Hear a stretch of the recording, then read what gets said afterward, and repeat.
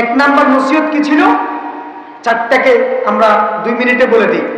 প্রথম চারটা, এক নাম্বার ওসিয়ত ছিল লা তুশরিক বিল্লাহি শাইআ ইন কুত্তিতা ওয়া হুররিকতা, তুমি কখনো আল্লাহর সাথে শিরিক করবে না।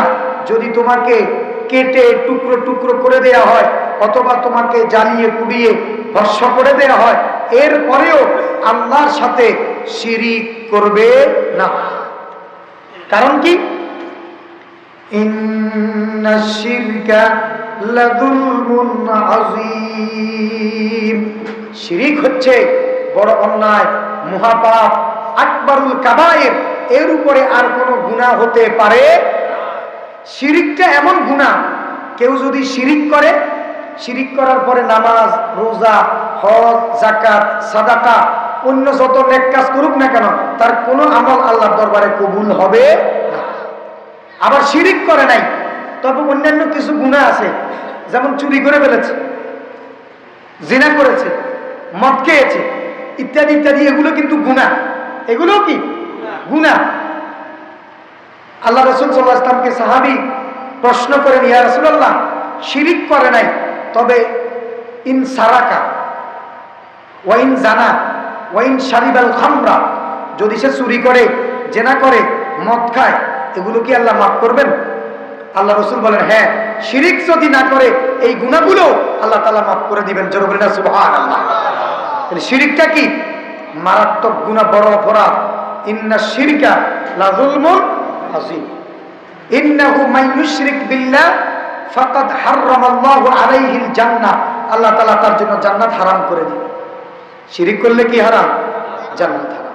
এখন শিরিক ব্যক্তিগতভাবে শিরিক হয়, সামাজিকভাবে শিরিক হয়, রাষ্ট্রীয়ভাবে শিরিক হয়, আন্তর্জাতিকভাবেও কি শিরিক হয়। মাঝে মধ্যে আমরা বুঝি না আমাদেরকে দিয়ে কি করা, শিরিক করা। এখন বলো, হুজুর আমাদের দোষ কি? আমরা তো বুঝি নাই, আমাদেরকে দিয়ে করাইছে। এখন আমার বক্তব্য হলো, আপনি না বুঝে শিরিক করছেন, এখন আপনি না বুঝে একটু বিষ খায় দেখেন তো। বলে, হুজুর আমি তো বিষ যে এরকম এটা জানি না, একটু টেস্টে না করছি, বিষে ছাড়ে দিব তো? ভুল করে বিষ খাইলে ছেড়ে দিবে না। এই জন্য ভুলেও কশিন কালেও শিরিক করা যাবে। মাঝে মধ্যে আমাদেরকে দিয়ে, এখানে আমাদের কালাম ভাই আছেন, সরকারি চাকরিজীবী যারা, তাদেরকে রাষ্ট্রীয়ভাবে শিরিক করতে বাধ্য করা হয়, না হলে তো পরের মাসে বেতন কি বন্ধ। কি? শহীদ মিনারে যেতে হবে, ফাতরের সামনে দাঁড়িয়ে বোবার মতো 1 মিনিট নীরবতা দাঁড়ায় দেখতে হবে, মাথা নিচের দিকে দিয়ে দাঁড়ায় দেখতে হবে। কিসের সামনে? শহীদ মিনারের স্মৃতিসৌধে দাঁড়ায় থাকতে হবে। এটা মনে হয় খুব সওয়াবের কাজ, খুব সওয়াবের কাজ। যতক্ষণ নীরবতা পালন করছে ততক্ষণ যদি 1 মিনিটে 3 বার কুরআন শরীফ পড়া যায়, 1 খতম কোরআন শরীফ তেলাওয়াতের সওয়াব। এখন যাদের জন্য দোয়া, যাদের স্মরণে দাঁড়ায় রয়েছে, তাদের কি উপকার হতো না ক্ষতি হতো? শুধু দাঁড়ায় থাকলে কি ক্ষতি? আর সূরা ফাতিহা, সূরা ইখলাস পড়লে কি? তা আমাদেরকে রাষ্ট্রীয়ভাবে দাঁড় করা রাখছে 1 মিনিট নীরবতা। আল্লাহ তাআলা আমাদেরকে শিরক থেকে বাঁচার তৌফিক দান করুন। 2 নাম্বার, ওয়ালা তাউকান্না ওয়ালিদাইক ওয়া ইন আমারাকা আন তাখরুজা মিন আহলিকা ওয়া মালিক, কখনো পিতামাতার অবাধ্য হবে না। যদিও পিতামাতা তোমাকে সম্পদ থেকে মাহরুম করে, ত্যায্য পুত্র করে, অথবা বাড়ি থেকে বের করে দেয়, তারপরে পিতামাতার অবাধ্য হওয়া যাবে। এইগুলো কি?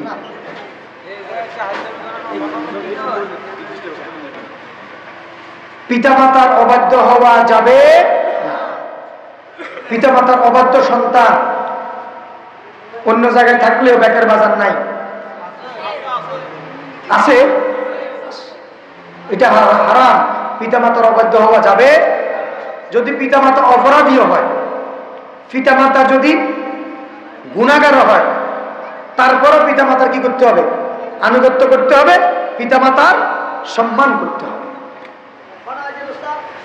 3 নাম্বার, ওয়ালা তাতরুকান্না সালাতাম মাকতুবাতাম মুতাআম্মিদান ফাইন্নাহু মান তারাকা সালাতান মুতাআম্মিদান ফাকাদ বারিআত মিনহু যিম্মাতুল্লাহ। ফরজ সালাত কখনো ত্যাগ করা যাবে না। আজকে শাবান মাস মাগরিব থেকে কি শুরু হয়েছে, সন্ধ্যার আগ পর্যন্ত ছিল কি মাস? রজব মাস। এই রজব মাসে আল্লাহর হাবিব সাল্লাল্লাহু আলাইহি ওয়াসাল্লাম মেরাজে গিয়েছেন, তাই না? মেরাজ থেকে আসার সময় অনেক হাদিয়া নিয়ে এসেছেন, অনেক কর্মসূচি নিয়ে এসেছেন, সাথে নামাজও নিয়ে এসেছেন। কি নিয়ে এসেছেন? নামাজ নিয়ে এসেছেন না? নামাজ নিয়ে এসেছেন। 5 ওয়াক্ত নামাজ পড়া কি ফরজ? একটু জোরে বলি না, 5 ওয়াক্ত নামাজ পড়া কি ফরজ।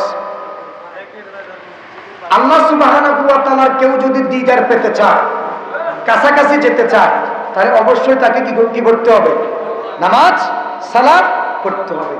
যেহেতু ওয়াসজুদ ওয়াকতারিব, সিজদা দাও, তুমি আল্লাহর কাছাকাছি পৌঁছে যাও। জোরে বলি না সুবহানাল্লাহ।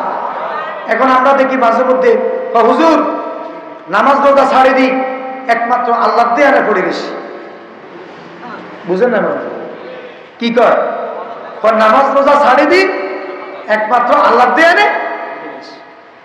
আল্লাহকে পাওয়ার জন্য এত ধ্যান করতেছে, কি ছাড়ি? নামাজ ছাড়ে দিয়ে আল্লাহকে পাওয়া যাবে? সমস্ত নবীরা নামাজ পড়েছেন কিনা? সাহাবায়ে কেরাম নামাজ পড়েছেন কিনা? আল্লাহ তাআলা সাহাবায়ে কেরামের বৈশিষ্ট্য কোরআনুল কারীমে উল্লেখ করেছেন।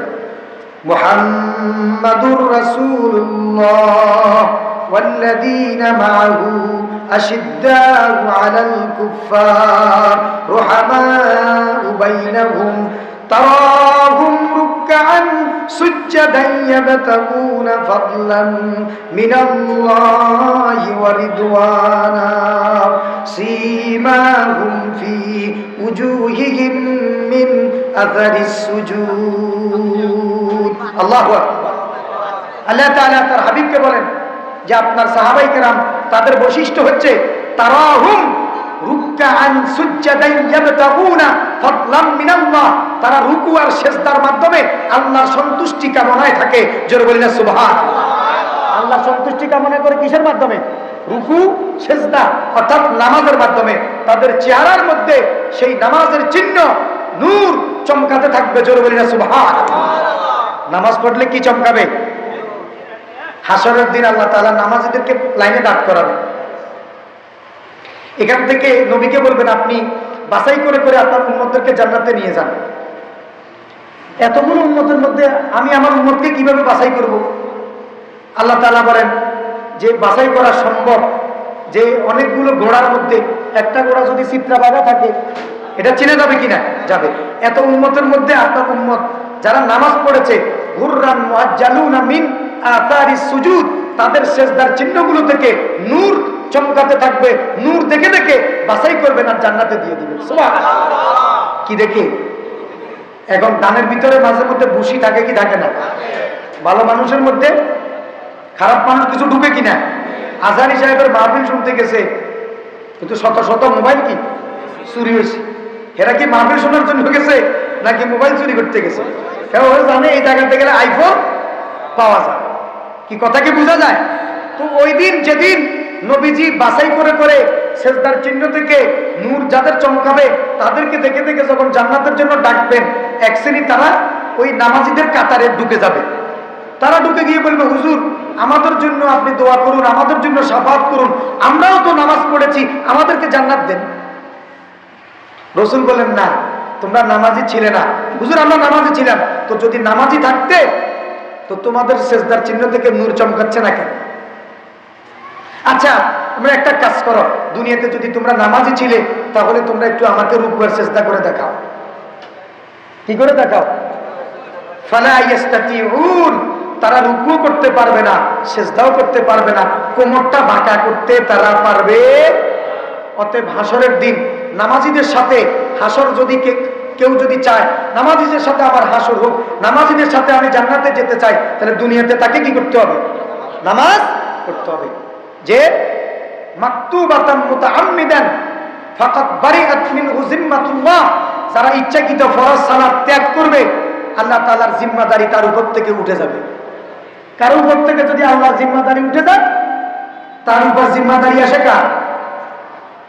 মিস্টার ইবলিসের।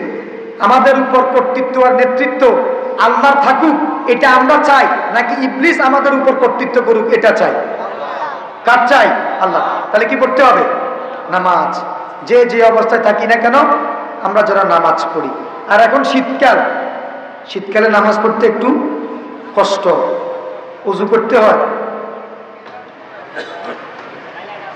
আমরা জিকির করি, লা ইলাহা ইল্লাল্লাহ, লা ইলাহা ইল্লাল্লাহ, লা ইলাহা ইল্লাল্লাহ, লা ইলাহা ইল্লাল্লাহ, লা ইলাহা ইল্লাল্লাহ মুহাম্মাদুর রাসূলুল্লাহ। রাসূল সাল্লাল্লাহু আলাইহি ওয়াসাল্লাম ইরশাদ করেন, এই শীতকালে কেউ যদি ওযু করাটা কষ্ট করে কেউ যদি ওযু করে আর নামাজ পড়ে, মনের মধ্যে যদি কোনো খটকা না থাকে, মনের মধ্যে যদি ফাযালিকুমুর রিবাত, এটা তার জন্য রেবাত হয়ে যাবে। এখন সাহাবী প্রশ্ন করে, হুজুর রেবাত কি? রেবাত হলো আল্লাহর রাস্তায় যারা জিহাদ করে ও মুজাহিদদেরকে যারা পাহারা দেয়, সীমান্ত যারা পাহারা দেয়, এটাকে বলে রেবাত। তাহলে ওযু করে কষ্ট করে ওযু করা শীতকালে, এটা কিসের সওয়াব? রেবাতের সওয়াব। এক সাহাবী মাঝে মধ্যে এরকম কিছু দুষ্ট টাইপের এই মানুষ আছে না, এরকম দুষ্টামি করে ড্যাংসামি করে, আছে কিনা? এলাকার মানুষ সবাই মিলে সিদ্ধান্ত এই লোকটা আস্থা খারাপ। আল্লাহ নবীর এক সাহাবী মারা গেছেন, যাওয়ার পরে সাহাবাই কেরাম নবীজি তার সম্পর্কে ভালো মন্দ জিজ্ঞেস করছেন, এই লোকটা কেমন? হুজুর আর বলিয়েন না, আস্থা নাড়া, আস্থা ভালো কাম বলতে কিচ্ছু নাই। তোমরা ভালো করে দেখো তার পজিটিভ কোনো কাজ আছে কিনা। এক সাহাবী বলে, হুজুর আমরা অমুক যুদ্ধে তাবু গেড়েছি, রাত হয়ে গেছে, ওই তাবুতে আমরা যতক্ষণ অবস্থান করেছি ও আমাদের তাবুটা পাহারা দিছে। সুবহানাল্লাহ। রাসূল বলেন, আমি নবী সাক্ষী দিচ্ছি তার কোনো আমল না থাকলেও সে জান্নাতি। সুবহানাল্লাহ। সে কি? যেহেতু মুজাহিদদের সে কাফেলা কি দিয়েছে? পাহারা দিয়েছে। আর আল্লাহ রাসূল বলেন, ওই মুজাহিদদের কাফেলা পাহারা দিয়েছে, সওয়াব অর্জন করছে। শীতকালে শীতের ভিতরে কষ্ট করে ওযু করলে এই সওয়াব দিয়ে দিবে। সুবহানাল্লাহ। তাহলে নামাজ দরকার আছে কিনা? একটু জোরে বলি, দরকার আছে কিনা? 2 রাকাত নামাজ রাসূল বলেন ফা আহসানা উদুয়া, কষ্ট করে ভালো করে যদি কেউ ওযু করে, তার অন্তরের যদি কোনো ধরনের খটকা দ্বিধাদ্বন্দ্ব না থাকে, ফ্রেশ রিফ্রেশ মাইন্ডে মাত্র 2 রাকাত নামাজ, নফল নামাজ যদি কেউ আল্লাহর সন্তুষ্টির জন্য আদায় করে, রাসূল বলেন 2 রাকাত নামাজ পড়তে দেরি, তার ফিসিলা জীবনের গুনাহ সবগুলা গুনাহ মাফ হতে দেরি হবে। আল্লাহ, আমরা নামাজ পড়বো তো ইনশাআল্লাহ? একটু জোরে বলি ইনশাআল্লাহ। এটা হচ্ছে 3 নাম্বার। 4 নাম্বারে বলছিলাম আমরা কি? ওয়ালা তাশরাবান্না খামরান ফাইন্নাহু রাসু কুল্লু ফাহিশা, যে মদ পান করা যাবে না। সমস্ত পাপের মূল, অন্যায়ের মূল হলো কি? মদ পানের কারণে ইউগাত্তির রাস, মাথাকে মস্তিষ্ককে বিকৃত করে ফেলে, হিতাহিত জ্ঞান থাকে না। তখন বোরে মা ডাকে, ফিলার দড়ি আব্বা ডাকে, আইল ঠেলি সোনাগাছি বাজারে নিয়ে যায়। বুঝেন না? কি খাওয়ার পরে? মদ খাওয়ার পরে। কি ভালো মানুষ, কি চমৎকার মানুষ, তার ব্যক্তিত্ব সব শেষ। রাসূল বলেন, দুনিয়াতে যে শরাব পান করবে তার জন্য হাউজে কাউসার শেষ। হাউজে কাউসার সে পাবে না। দুনিয়াতে যে নিজেকে সেভ করতে পেরেছে এই মাদক থেকে, মদ থেকে, শরাব থেকে, আল্লাহর নবী নিজ হাতে তাকে কাউসারের পানি পান করাবে। সুবহানাল্লাহ। কাউসারের পানি আমরা পান করতে চাই কিনা? চাই। যারা কাউসারের পানি পান করতে চায়, 2টা আমল। 1, মদ পান করা যাবে। 2, সূরাতুল কাউসার বেশি বেশি পড়বো। ইন্না আ'তাইনাকাল কাউসার ফাসাল্লি লিরাব্বিকা ওয়ানহার ইন্না শানিআকা হুয়াল আবতার। তাহলে কি পাওয়া যাবে? হাউজে কাউসারের পানি। হাউজে কাউসারের পানি। আচ্ছা যাও, আমি ওদিকে আর যাবো না। 5 নাম্বার শুরু, ইয়াকা ওয়া ইয়াকা ওয়াল মাসিয়া ফাইন্না বিল মাসিয়াতি হাল্লা সাখাতুল্লাহ। পঞ্চম নম্বর ওসিয়ত আল্লাহর নবী হযরত মুআজ বিন জাবালকে বলেন, ও মুআজ, ওয়া ইয়াকা ওয়াল মাসিয়া, পাপ থেকে, গুনাহ থেকে তুমি বেঁচে থাকো। কারণ গুনাহ করার সাথে সাথে কেউ যদি গুনাহ করে, আল্লাহর কোনো বান্দা যদি গুনাহ করে, হাল্লা সাখাতুল্লাহ, আল্লাহর রাগ আর গুসা সাথে সাথে বেড়ে যায়। কি বেড়ে যায়? আল্লাহর রাগ গুসা বেড়ে যায়। আমরা দুনিয়াতে চেষ্টা করি মা বাপ যেন আমার উপর রাগ না করে, আমার উস্তাদ আমার উপর যেন রাগ না করে, আমার বস, আমার নেতা যেন আমার উপর রাগ না করে। সবাই মন জুগিয়ে চলার চেষ্টা করে। তাহলে গুনাহ করলে রাগ করে কে? আমরা কি আল্লাহকে রাগ করাতে চাই? আল্লাহ রাগ করুক এটা কি আমরা চাই? যদি না চাই তাহলে আমাদেরকে গুনাহ থেকে বেঁচে থাকতে হবে। সব ধরনের গুনাহ, সেটা ছোট হোক অথবা বড় হোক। মাঝে মধ্যে ইসরারুস সগীরি, ছোট গুনাহ করতে করতে সেটা কবিরা গুনাহে কি পরিণত হয়ে যায়। অতএব সগীরা গুনাহ করা যাবে না।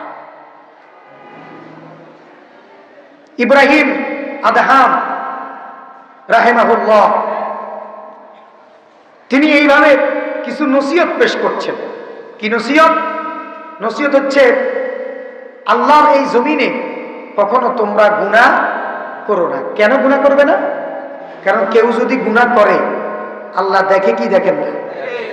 একটু জোরে বলি না? শুধু রমজান মাসে দেখে? শুধু রমজান মাসে না সারা বছর দেখে? আল্লাহ দেখেন। তবে তুমি যদি গুনাহ করতে চাও, এটা আল্লাহর জমিন, আল্লাহ যেহেতু দেখেন, আল্লাহু লা ইলাহা ইল্লা হুয়াল হাইয়ুল কাইয়্যুম লা তাখুযুহু সিনাতুন ওয়ালা নাওম, যার তন্দ্রা আসে না, ঘুম তো দূরের কথা, জুরানিও যার আসে না, তিনি তোমাদের সবকিছু অবলোকন করেন, দেখেন। অতএব তার চোখ ফাঁকি দেয়া যাবে না। তো তুমি যদি গুনাহ করার তোমার খায়েশ যদি থাকে, গুনাহ করো, ওই জায়গায় গিয়ে তুমি গুনাহ করো যেই জায়গায় গেলে তোমাকে আল্লাহ দেখবে না। গুনার অনুমতি দিতেছে কোন জায়গায়? যেই জায়গায় গেলে আল্লাহ তোমাকে, এমন একটা জায়গার নাম বলেন তো, পৃথিবীর পূর্ব প্রান্ত, এটার নাম কি? জাপান। সূর্যোদয়ের দেশ কি? জাপান। সূর্যাস্তের দেশ বলেন না কি? সূর্যাস্তের দেশ নরওয়ে। সূর্যাস্তের দেশ নরওয়ে। এই পূর্ব দিগন্ত, পশ্চিম দিগন্ত, মাশরিক, মাগরিব, শিমাল, জনুব, পুরা এরিয়ার কথা, পুরাটা কার দৃষ্টিসীমার ভিতরে? দুজনে না কার দৃষ্টিসীমার ভিতরে? আজরাইল আলাইহিস সালাম মাঝে মধ্যে দেখা যায় লন্ডনে একজন লোকের রূহ গেছে, ঠিক ওই সময় বাংলাদেশে একজনের রূহ গেছে। কেউ সাগরে মারা গেছে, কেউ বিমান ক্লাসে মারা গেছে, কেউ ফাহাদ দোষে মারা গেছে। 3 দেশের মানুষ মারা গেছে কি এট এ টাইম। এখন আজরাইল কয়জন? প্রশ্ন হতে পারে, এক আজরাইলে এত জায়গায়, লন্ডন, আমেরিকা, বাংলাদেশ, এত জায়গায় একসাথে মানুষের রূহটা কিভাবে নিছে? প্রশ্ন হতে পারে কিনা? পারে। তো আছে আজরাইল আলাইহিস সালামের কাছে তামাম পৃথিবীটা একটা কোয়ার্টার প্লেটের মতো। আমরা যে চা খাই, নাস্তার প্লেট আছে না, এই নাস্তার প্লেটের মতো। এখন এই নাস্তার প্লেটের ভিতরে অনেকগুলো মুড়ি অথবা চানাচুর নিয়েছেন, এখন একটা একটা করেও খাওয়া যায়, এক মুষ্টিও খাওয়া যায়। আজরাইল আলাইহিস সালামের কাছে তামাম পৃথিবীটা একটা কোয়ার্টার প্লেটের মতো। অতএব এখানকার মানুষগুলি উনার কাছে কিসের মতো? মুড়ি, কড়ই আর চানাচুরের মতো। একটা একটা করে ওর নিতে পারবেন, এক মুষ্টি নিলে তো হাজার হাজার চলে যাবে। কথা ঠিক নাকি বেটি? এটা কার ক্ষমতা? আজরাইল আলাইহিস সালামের। কার? তো আজরাইলের ক্ষমতা যদি এরকম হয়, তো আল্লাহ সুবহানাহু ওয়া তাআলার ক্ষমতা তামাম পৃথিবীটা বলতেছে আল্লাহ সুবহানাহু ওয়া তাআলার হাতে যদি দেয়া হয়, তাহলে কাসাবু খারদাল, 7টা সরিষার দানার মতো মনে হবে তামাম আসমান আর জমিন আল্লাহর হাতে।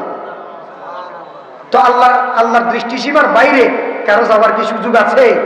একটু জোরে বলি না, আছে না? অতএব যেহেতু আল্লাহর দৃষ্টিসীমার বাইরে যাওয়া যাবে না, অতএব গুনাহ করা যাবে না। উনি বলেন, হ্যাঁ তোমরা গুনাহ করো, ওই জায়গায় গিয়ে করো যেই জায়গাটা আল্লাহর জায়গা না, আল্লাহর এরিয়ার বাইরে গিয়ে তোমরা কি করো?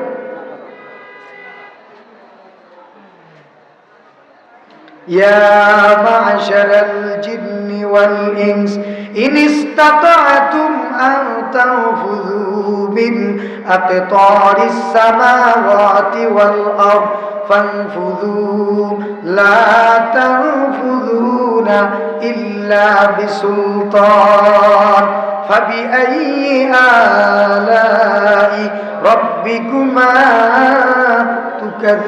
تكذبان হে জিন, হে মানুষ, তোমরা আমার সীমানা অতিক্রম করে যদি পারো পালিয়ে যাও। ফানফুজু লা তানফুজুনা ইল্লা বিসুলতান। আল্লাহর এই সীমানা ক্রস করার ক্ষমতা আর শক্তি জিনেরও নাই, মানুষেরও নাই। অতএব গুনাহ করা যাবে। আমরা যখনই গুনাহ করব, গুনাহ করলে প্রত্যেক গুনাহের কারণে কলিজাতে একটা একটা কালো দাগ পড়ে। কি পড়ে? কলিজাটা কলুষিত হয়ে যায়। আর এই কলুষিত কলিজা নিয়ে আল্লাহর কাছে গেলে আল্লাহ তাআলা জান্নাত দেবেন না। আল্লাহ তাআলা বলেন, ইয়াউমা লা ইয়ানফাউ মালুন ওয়ালা বানুন ইল্লা মান আতাল্লাহা বিকলবিন সালিম। একটা পরিচ্ছন্ন পবিত্র আত্মা নিয়ে যদি আমার কাছে আসতে পারো তবেই তোমাদের উপকার হবে, নচেত সন্তান সন্ততি তোমাদের কোনো উপকারে আসবে না, সম্পদ তোমাদের কোনো উপকারে আসবে না। একটা চমৎকার দিল নিয়ে যদি আসতে পারো, ফ্রেশ রিফ্রেশ একটা দিল আত্মা নিয়ে যদি আসতে পারো তবেই তোমাদের ভাগ্য ভালো হবে। সুবহানাল্লাহ। আমরা গুনাহ করে আমাদের এই কলিজাতে দাগ ফেলতে চাই না। আল্লাহ গুনাহ থেকে বেঁচে থাকার তৌফিক দান করুক। সকলে বলে আমিন। কত নাম্বার গেল? 5 নাম্বার। 6 নাম্বার, ওয়া ইয়্যাকা ওয়াল ফিরার মিনাজ যাহাফি ওয়া ইন হালাকান নাস। ওয়া ইয়্যাকা ওয়াল ফিরার মিনাজ যাহাফি মিনাজ যাহাফি ওয়া ইন হালাকান নাস। আল্লাহ নবী বলেন, ও মুআজ বিন জাবাল, শুনে থাকো, জিহাদের ময়দান থেকে কখনো পলায়ন করবে না। জিহাদের ময়দান থেকে, যুদ্ধের ময়দান থেকে কখনো পলায়ন করবে না। ওয়া ইন হালাকান নাস, যদি সমস্ত মানুষ শহীদ হয়ে যায়, সকল মানুষ যদি নিহত হয়ে যায়, এরপরেও তুমি যুদ্ধের ময়দান ত্যাগ করবে না। বুঝতে পেরেছেন কি?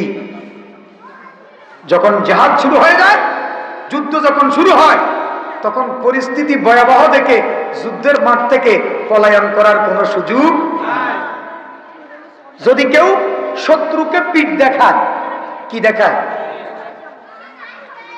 শত্রুকে যদি পিঠ দেখায় তাহলে সে মোরতাদ হয়ে যাবে।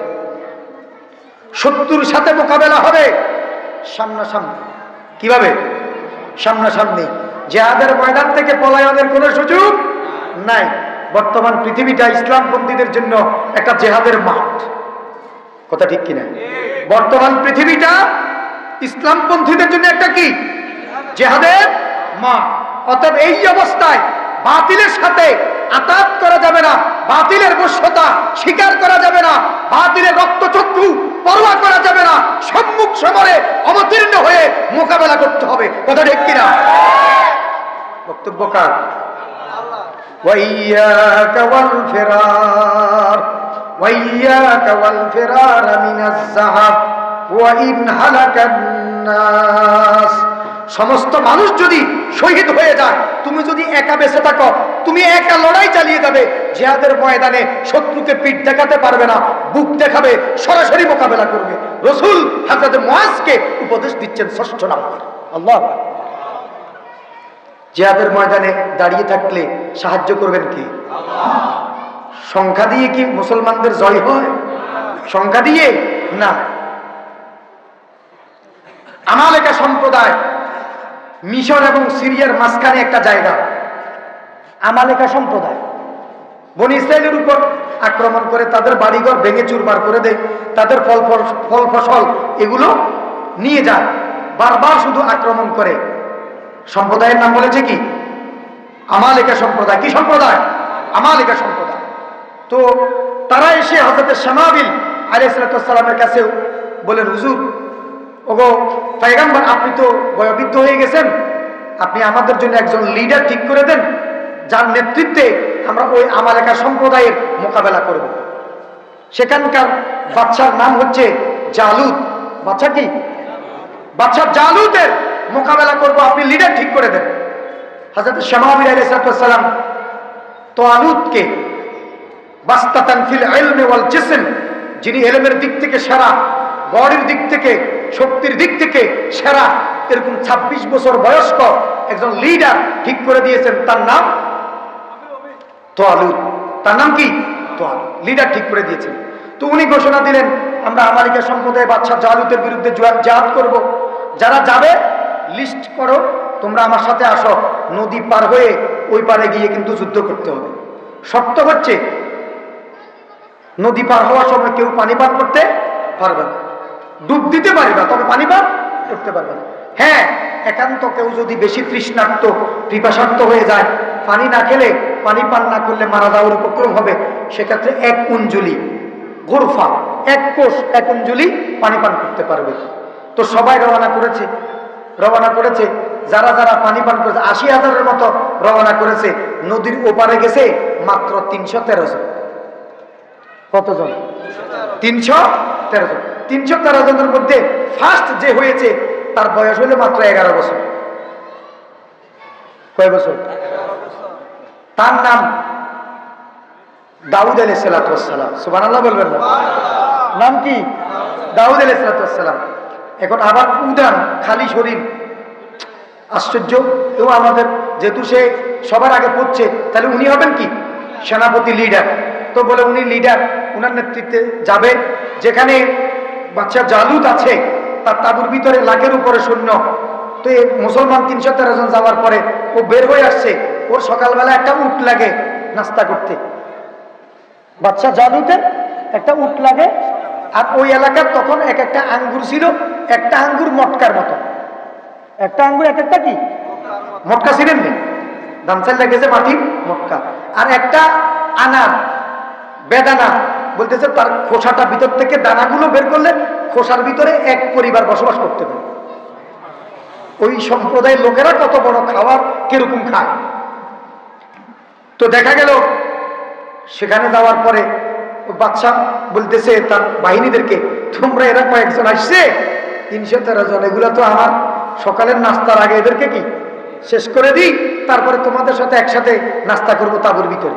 কি আজীব তার দম্ভ, কি অহংকার কি। তো কাছে আসার পরে বলছে যে কে আমার সাথে যুদ্ধ করবে? হাত তুলছে দাউদ আলাইহিস সালাম। বয়স কত? তো কি নিয়ে আসছো? তেমন কিছু নাই, ছোট ছোট পাথর আছে 3টা। ছোট কয়টা পাথর? 3টা। ঠিক আছে, শুরু করো তোমার কাজ। মুসলমান কারোর উপর আগে আক্রমণ করে না, মুসলমান আক্রান্ত হলে প্রতিরোধ করে। অতএব তুমি তোমার কাজ শুরু করো। বাদশা জালুত দাউদ আলাইহিস সালামকে অনেকবার চেষ্টা করার পরেও, একটু নাড়াতেও হয়রান, ফেরেশান, ঘর্মাক্ত হওয়ার পর বলছে ঠিক আছে, এবার তুমি তোমার কাজ শুরু করো। উনি পকেটের এখান থেকে একটা পাথর নিয়ে একটা ছেড়েছেন, 1 হাত উড়ে গেছে, আরেকটা ছেড়েছেন, এই হাত উড়ে গেছে, তৃতীয়টা ছেড়েছেন, মুহূর্তের ভিতরে মাথাটা উড়ে গেছে। এই অবস্থা দেখে, লিডারের অবস্থা দেখে, পিছনে লাখের উপরে যে সৈন্য ছিল সবগুলা নদীতে ঝাঁপ দিয়ে কেউ মারা গেছে, আর অল্প সংখ্যক কোনরকম যান বাঁচিয়ে পার হতে পেরেছে। তাহলে যুদ্ধের ময়দানে 11 বছর বয়স্ক হযরত দাউদ আলাইহিস সালাম তিনি কি বুক দেখিয়েছেন নাকি পিঠ দেখিয়েছেন? বুক। সাহায্য করেছেন কে? একটু জোরে বলে, সাহায্য করেছেন কে? এই জন্য বাতিলের গোলা বারুদ, ট্যাঙ্ক, কামান ইত্যাদি ইত্যাদি দেখে, রাইফেল, AK-47, বোমা, হকি স্টিক, এগুলো দেখে ইমানদার কখনো ভয় পায় না। তোমাদের হকি স্টিকের জায়গায় থাকবে, বোমের জায়গায় থাকবে, মুসলমান জিতে যাবে। কথা ঠিক নাকি?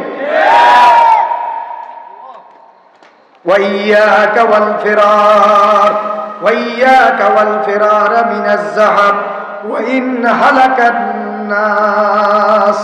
সব মানুষ মরে গেলেও জিহাদের ময়দান থেকে তুমি পলায়ন করবে। এরপরে কত নাম্বার গেল? 6ষ্ঠ। 7ম নাম্বার, ওয়াইযা আসাবান নাসু মাউতুন ওয়া আনতা ফীহিম ফাসবুত। ওয়াইযা আসাবান নাসু মাউতুন ওয়া আনতা ফীহিম ফাসবুত। যদি কোনো এলাকায় মহামারী লাগে আর তুমি যদি ওই মহামারী কবলিত এলাকায় থাকো, ওখান থেকে বের হয়ে তুমি চলে যেও না, ফাসবুত, বরং ওই অবস্থায় তুমি সেখানে কি থাকো। একটু আলহামদুলিল্লাহ বলি না? একটু জোরে বলি না মারহাবা? আমাদের আজকে কাঙ্ক্ষিত মেহমান, যার সুললিত কণ্ঠ সন্ধ্যার আলোচনা শোনার জন্য আমরা অপেক্ষা করছি, আমাদের সেই বরেণ্য মেহমান স্টেজ অলঙ্কিত করেছেন, খুশি না বেজা? এই একটু পরেই ইনশাআল্লাহ ঝিরি ঝিরি আওয়াজে সুমধুর কণ্ঠে কোরআনের বাণীগুলো আপনারা শুনতে পাবেন ইনশাআল্লাহ। আলহামদুলিল্লাহ, মাশাআল্লাহ। তাহলে মহামারী শুরু হলে যে যে এলাকায় আছে ওই এলাকায় থাকতে হবে, ওখান থেকে বের হওয়া যাবে না। তার মানে ওই এলাকাটাকে বলা হয় কি? লকডাউন। কি লকডাউন? এই লকডাউনের এই থিওরি কে দিয়েছে? মুহাম্মদুর রাসূলুল্লাহ সাল্লাল্লাহু আলাইহি ওয়াসাল্লাম। আমরা তো মনে করছি এগুলো কোরআন হাদিসে নাই। হোম কোয়ারেন্টাইনে থাকতে হবে, ঘর থেকে বের হওয়া যাবে না, ওই এলাকা ছেড়ে অন্য এলাকায় যাওয়া যাবে না। এটা কার থিওরি? মুহাম্মদুর রাসূলুল্লাহ সাল্লাল্লাহু আলাইহি ওয়াসাল্লাম। আচ্ছা, এরপরে 8 নাম্বার, ওয়ানফিক আলা আয়ালিকা মিন তুলিকা, তুমি তোমার সামর্থ্যের আলোকে পরিবারের জন্য খরচ করবে। এটা নবীর 8 নাম্বার ওসিয়ত, পরিবারের জন্য খরচ করা। এটা কি? সাদাকা। কিছু আছে রূপ হবিস, কুঞ্জুস, আবখালুল বোখালা, বখিলের ঘরে বখিল, এরকম কিছু আছে না নাই? পুরা শীতকাল পুরাটা শেষ করে দিছে আদাসের আপনার সুটকি দি, আছে না নাই?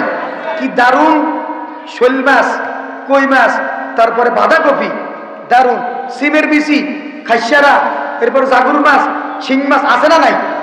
এতে বিদেশ থেকে টাকা পাঠায়, আর বউ খালি কোরআন দিয়ে জায়গা বিক্রি করে, খালি জায়গা কিনে বিদেশ থেকে টাকা পাঠায়, আর সুদের উপর লাগায়, খায় না।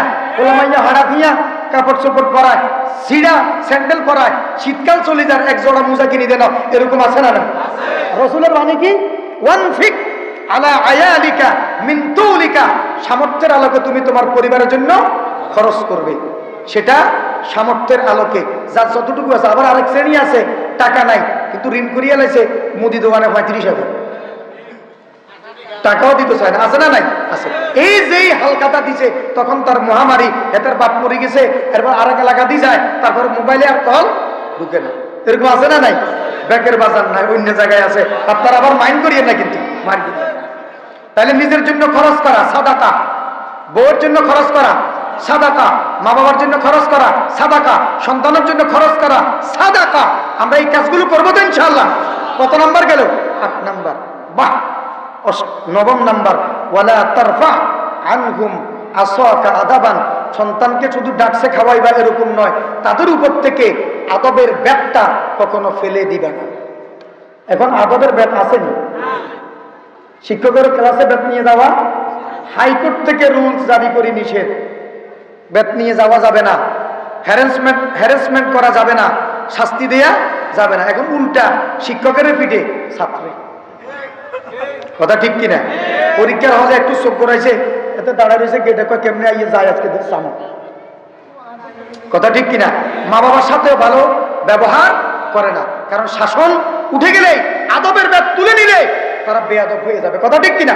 রসুল আদব শিক্ষা দিয়েছেন। হযরত হাসান হযরত হুসাইনকে নিয়ে খেতে বসেছেন, হযরত হাসানের হাতটা ওইদিকে চলে যায়, মানে মাঝখান দিয়ে খেতে চায়, ওই ডাইন দিক থেকে খেতে, ওই দূর থেকে খেতে চায়। রসুল হাতটা টেনে এনে ডাইন দিকে দে, সামনের দিকে, যে কুল বেয়ামিনিক মিম্মা ইয়ালিক, ডাইন হাতে খাও, তোমার সামনের দিক থেকে খাও, আরেকজনের ওখানে হাত নিবে না। আদবটা ধরেই শিখাই দিতেছেন কে? মুহাম্মদুর রাসূলুল্লাহ সাল্লাল্লাহু আলাইহি ওয়াসাল্লাম। আরেক পথ দিয়ে যাইতেছে, একজন আরেকজনকে দিছে ছাগল জবাই করি চামড়া ছিটানোর জন্য, যারা দিয়ে যে কাজ হয়। তো এখন ছাগলটা জবাই করি, চামড়া কোন দিক থেকে ছিলবো এটা সে আর পারে না। তার ভাই আসি তারে ধমকছে, এই বেটা এত বড় হয়েছ, ছাগলের চামড়া কিভাবে ছিলতে হয় এটা জানোস না? রসুল বলে কিফ না, ধমক দেওয়া যাবে না।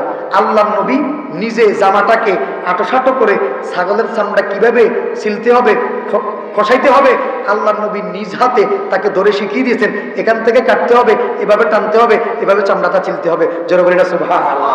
তাহলে আদব, নিজের সন্তানকে, অন্যের সন্তানকে, পরিবারের সদস্যদেরকে কি শিক্ষা দিতে হবে? আদব। কারণ আল আদাবু খায়রুম মিনাদ যাহাবি ওয়াল ফিদ্দা, আদব স্বর্ণ এবং রূপার চাইতেও দামি। যত বড় শিক্ষিত হোক না কেন, তার ভিতরে যদি আদব না থাকে, তার এলেম, তার এই যোগ্যতা কোনো কাজে লাগবে না। 10 নাম্বার, ওয়াকফিহিম ফিল্লাহ, এবং তোমরা সন্তানদেরকে আল্লাহ ভীতি শিক্ষা দিবে। কি ভীতি শিক্ষা দিবে? আল্লাহ ভীতি। এখন আমরা আদব শিক্ষা না দিয়ে, আল্লাহ ভীতি শিক্ষা না দিয়ে, তাকওয়ার শিক্ষা না দিয়ে, শুধু তাদের জন্য ব্যাংকে টাকা জমাই। কি জমাই? সম্পদ কিনে আর কি জমায়? টাকা জমায়। তাদেরকে আদবের শিক্ষা দেয় না, আল্লাহ ভীতিও শিক্ষা দেয় না। আমার কথা শেষ, 2 মিনিট। 2 মিনিট বলা যাবে না? 2 মিনিট। খলিফা মানসুরের আমলে তিনি যখন খেলাফতে অধিষ্ঠিত হয়েছেন, ওই সময়ের একজন সেরা আলেম ছিল, তার নাম ছিল মুকাতিল ইবনে সুলাইমান রাহিমাহুল্লাহ আলাইহি। ওই সময়ের সেরা আলেম। তো খলিফা মানসুর তাকে ডাকছেন, ডাকার পরে লোকজন তো আমাকে খলিফা বানাইছে, আমার শপথ অনুষ্ঠান হবে, সেই শপথ অনুষ্ঠানে আপনি থাকবেন, এর আগে আপনি আমাকে 2টা নসিহত করুন, উপদেশ দিন। তো খলিফা মানসুরকে নসিহত করতেছেন মুকাতিল ইবনে সুলাইমান, কি নসিহত করব আপনাকে? যেটা আমি নিজ চোখে দেখেছি এরকম নসিহত, নাকি কানে শুনেছি এরকম নসিহত? না, শোনা না, যেটা আপনি নিজ চোখে দেখেছেন এরকম নসিহত করেন। আমি দেখেছি একজন খলিফা, তার নাম ওমর ইবনে আব্দুল আজিজ রাহিমাহুল্লাহ আলাইহি। উনার 19 জন সন্তান ছিল। কয়জন? 19 জন সন্তান। উনি মারা যাওয়ার সময় তাদের জন্য রেখে গেছেন 18 দিনার। কত দিনার? 18 দিনারের মধ্যে আবার 5 দিনার দিয়ে কাফনের কাপড় কেনার জন্য বলেছেন, 7 দিনার দিয়ে কবরের জায়গা কেনার জন্য দিয়ে বলেছেন। বাকি আছে কয় দিনার? 9 দিনার। এখন এই 9 দিনার দিয়ে 19 জনের ভিতরে ভাগ করে দিলে একজনে আধা দিনার করেও পায় না। তো তাকে প্রশ্ন করা হলো, আপনি তো চলে যাচ্ছেন, আপনার সন্তানদের জন্য কি রেখে যাচ্ছেন? বলে, জাগতিক সম্পদ বলতে যেটা বোঝায় সেটা রেখে যেতে পারছি না, তবে তাদের জন্য আমি রেখে যাচ্ছি যেটা, সেটা হচ্ছে তাকওয়ার সম্পদ, তাকওয়ার সম্পদ তাদের জন্য রেখে যাচ্ছি। আল্লাহ। আরেকজন খলিফা হিশাম বিন আব্দুল মালিক, তার সন্তান ছিল 11 জন। প্রত্যেকের জন্য উনি রেখে গেছেন আলফু দিনারিন, 1 মিলিয়ন দিনার করে রেখে গেছেন। কত? 1 মিলিয়ন দিনার করে রেখে গেছেন। তখন ওই মুকাতিল ইবনে সুলাইমান বলেন, আল্লাহর কসম করে বলছি, যার জন্য